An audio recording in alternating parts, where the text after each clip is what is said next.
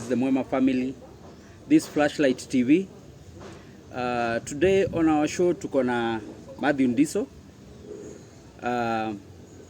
My name is Benson Mtiso. We wanted to get some clear answers from Mathew Ndiso mwenyewe, because tunaonanga tu akipigwa vita huko kwa social media, tujuangi ni yeye ndio anapigania mwananchi ama wenye wanajaribu kumpiga vita ndio anapigania mwananchi. Mathew Ndiso, karibu sana. Thank you. Yeah. Ben. Yeah, first is to say hi to all Mwema populace, and I hope mvua imenyesha huko nyumbani. So we are here today, of course, to address real issues. Like Ben has said, Mbivu na Mbichi, tuzivichue, and that's why we are here. Yeah. Thank you, Ben. Karibu sana Mathew. Now on matters of land. Kuna matters za land, kuna matters za maji. Hizo mbili ndio huwa wanapigwa vita sana. Sana nataka tuanze na hii mambo ya maji Mwema, in Mwema community. Tell us about the clear the Kaloko clear water project, because you are one of the committee members. Kulienda aje, mambo ilisimama all of a sudden? The water was coming, all of a sudden imesimama. Ni vile tunangoja kuiona ikitumika tena wakati wa politics 2022 ama? Thank you, Ben. I think I'm better placed to answer that question because one, I'm a member of that technical committee that is for the Kengen embucounty water project. But before I address that issue to do with Kengen embucounty water partnership, I want to take you back. Our water issues start from far. They have not just started with that. And in fact, what we saw in that project was a CSR issue. But I want to take you way back.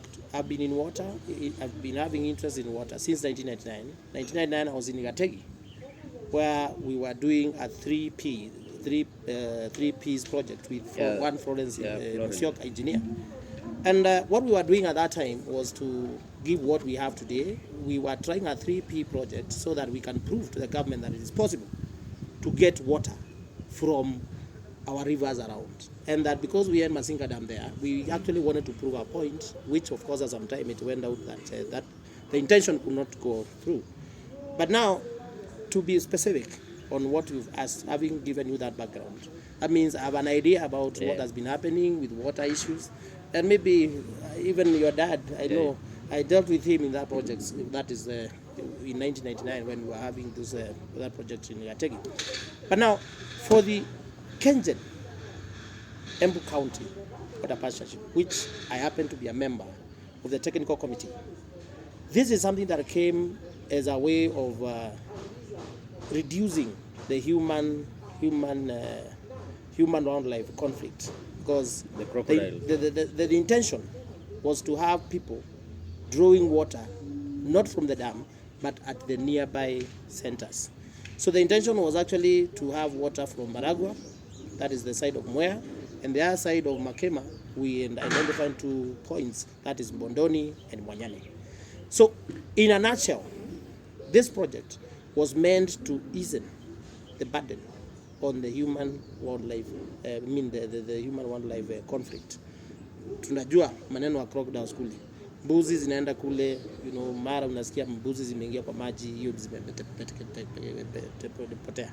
So this is what we were up for, and that is what we are up to, and up to date. And to be very specific, we have pushed the contractor so much to have this project end.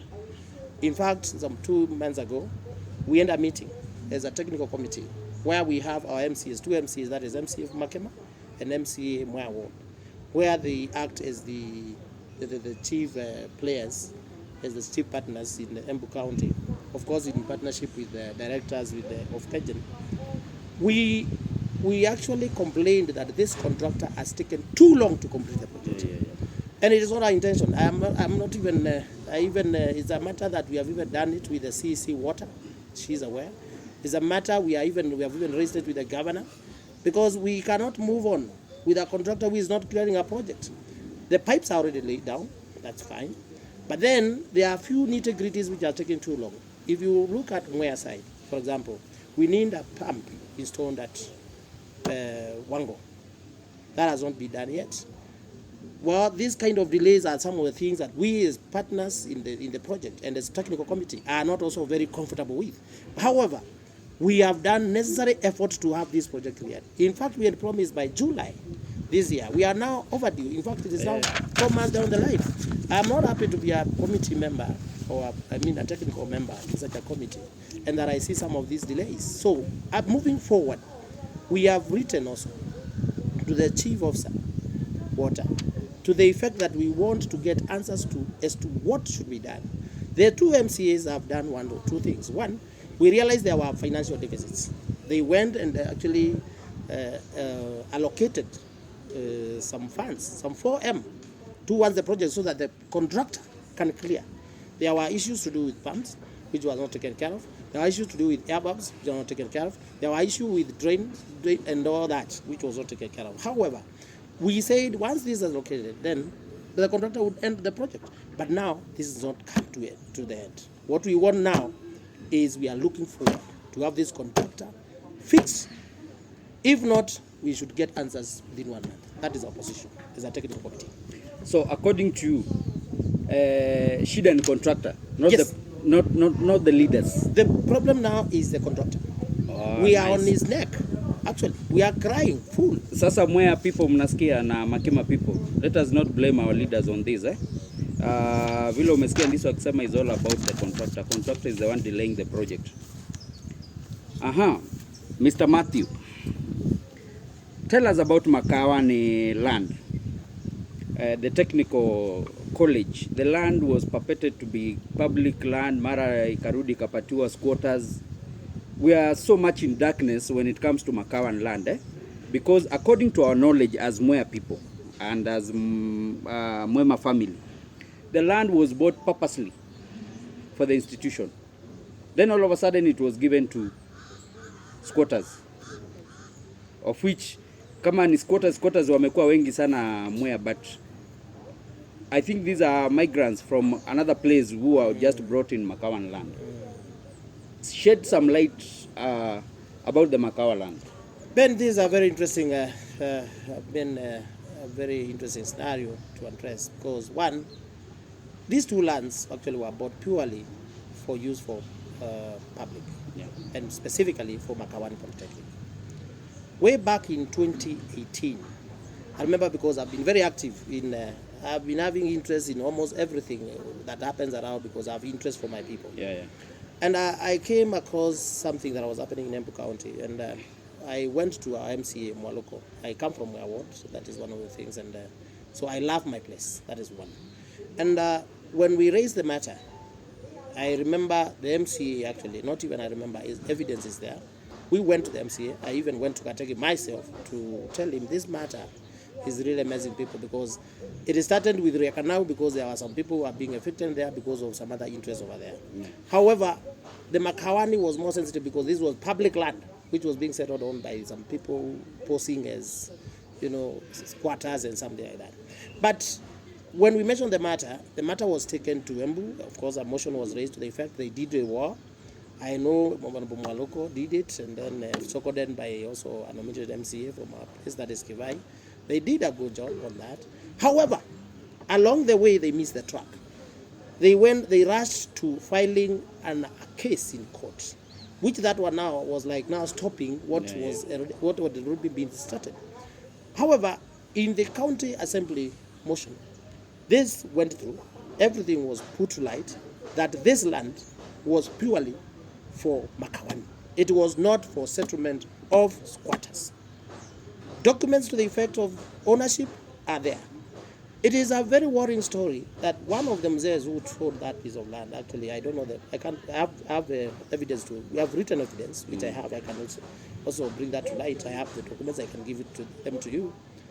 The Mzee said he was a bitter man, because it's somebody I know from Mwea constituency. He said it was very unfortunate that the MP literally came to him so that he can hand over the title, so that the title can be transferred to the Polytechnic. Are we talking about the current MP or the former MP? The current MP. Dawa did a good job to buy the land, and the current MP came in again to have squatters settled there. So in short, he was rewarding the squatters. That would be like it. That would be like it. Or he was rewarding the sycophants. This is about sycophants. That's Yeah. much I can say for supporters, if that is what we have to put it. Because it is a bit worrying to have land meant for public, have squatters there, when these squatters can be settled elsewhere. They are our people. True. They are our people. We don't have a problem with that. But they can be settled elsewhere. There are so many parcels that are being given to people, dished out to people. There is some land that's around the A2. That land is public. If there was need to have those squatters settled there, they would have been taken there. Those are alternative pieces of land, but not settle them on public land. This is a bomb of a lifetime. So Mr. Kingangi is to be blamed here. Squarely. Nice. Let us talk about Mwea land and the titles. Makema Mwea land and the titles. So far, what is hindering the Mwea land titles?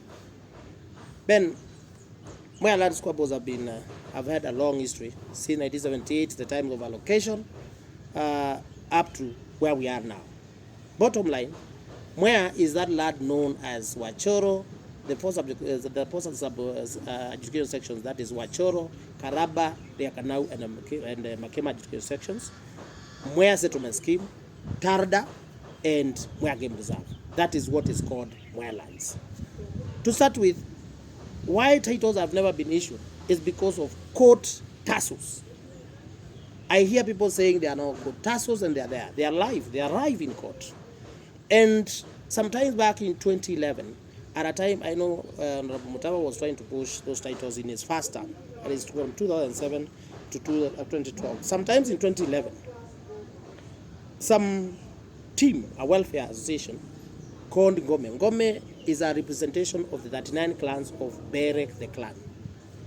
And they came together to file a petition against Mwea residents, where they accused government bodies, that is embucounty government, Attorney General, Lands Adjudication, Registrar, name them, government bodies, for issuing titles to residents of Mwema, where in this case, Mwea lands. So the titling process ended to stop in 2011 for the case to proceed. However, in 2012, from my deep analysis, not even deep analysis actually, because I've had interest with my people. I follow out things so that whenever I say, facts are already there. I found out of my own research, of course with other members noticed it with me here, we found that a petition was filed in 2011 to the effect of stopping issuance of titles. Then committees were appointed by the then elected leaders, the MCAs for Mwea, who then was Honorable Musakwa, and the other side, Mwea, that is Makema, Honorable Penina. And they went ahead and chose some committees, 15 each. The Member of Parliament was also represented by ASPAs in this process. That is there, it is in writing. And they sat in Embu on a matter which they were not even telling the public what was happening. They moved on with their committee meetings. These documents are written to what they were agreeing upon. Up to and on or around 2014, they agreed to drop all the cases and leave only one case. There were cases filed in Nyeri, there were other cases filed in the same Embu, but they agreed to drop all the cases and leave only one case.